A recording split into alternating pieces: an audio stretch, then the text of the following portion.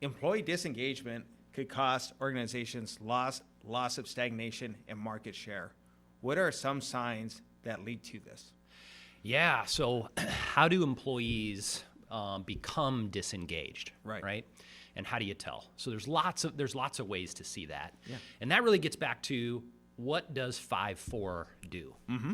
And so with FiveFour, we go with and help businesses, primarily service-based businesses, 50 or more employees, and we help them connect better with their two most important constituencies.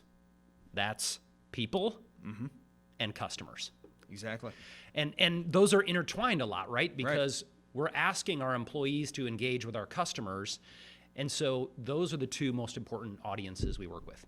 And what tends to happen, so like I said, we work only with businesses that have had some success, but they're starting to push up against a few barriers to growth. And those barriers are employee and customer engagement. Right. So as you start to see disengaged employees, the signs are this.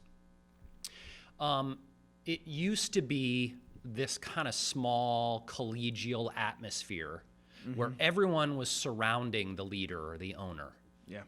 And the leader didn't have to write out a vision or talk about a mission, because everyone just experienced it every day.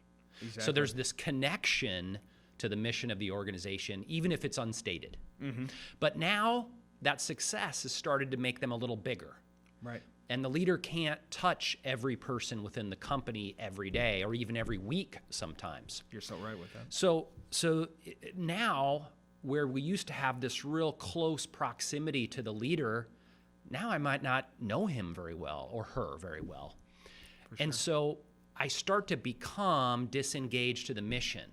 It's filtered through, maybe layers of reporting, and it just doesn't come through like it did anymore.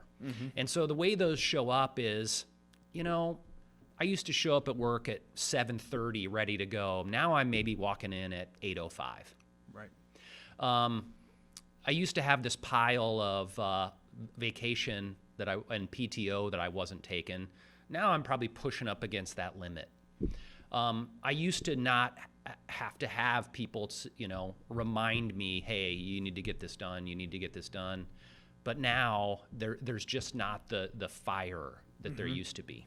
And so that's one of the primary ways. And then, again, if we think forward to the second audience, the customer, those customers who used to enjoy this real intimate relationship with either the leader or the people who were close to them, are now a little more disconnected. It's a transactional relationship rather than a tight relationship. And so these customers are like, this isn't the way I'm used to being taken care of by this company. So you're hearing a few more complaints that you didn't hear before. So those are the primary signs, is employees who have gone from volunteers, hey, we'd work for free, to mercenaries that, hey, I'll work if I have to. And then customers who just don't have that same connection to the company that they used to. And as your organization at FiveFour, how do you assist businesses to engage better and to improve that? Yeah, great question. So if you come back to the two audiences, you have employee and customer. And the really good news is it's like a virtual loop. More engagement in one area leads to more engagement in the other area.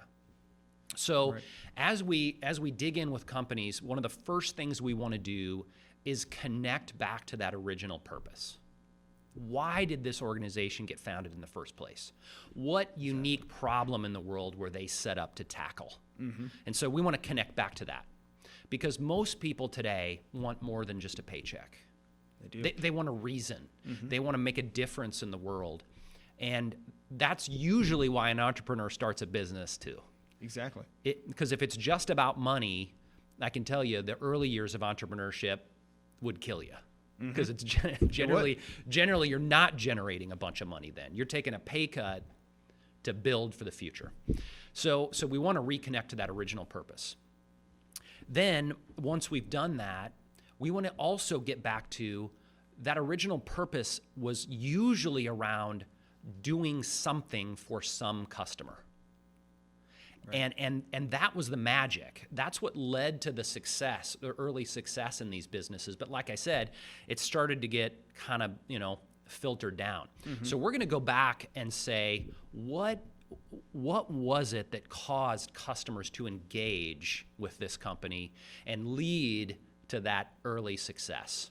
So what we call that is recapturing the customer experience, because there was an experience of being involved with this business. And we live in the experience economy. We do. So that people value experiences more than they do things. Exactly.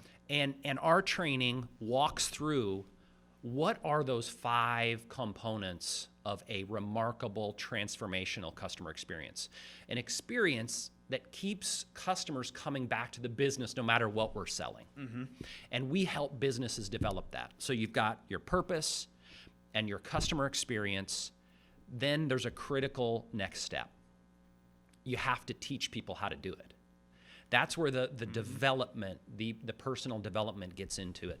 Because not every company with a development strategy has total employee engagement. But you can't have total employee engagement without development. It's not possible. And so you have to build those skills through a continuous development process, connecting back mm-hmm. to the purpose and the customer.